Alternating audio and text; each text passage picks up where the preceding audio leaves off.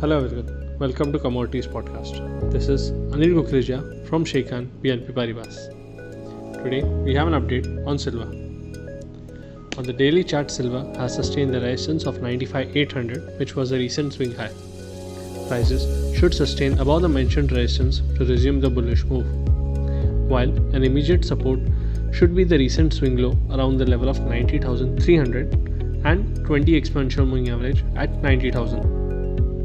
The momentum indicator RSI has a negative divergence along with a negative crossover to support the bearish move.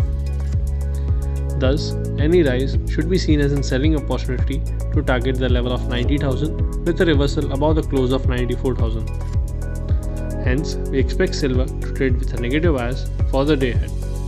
Thank you.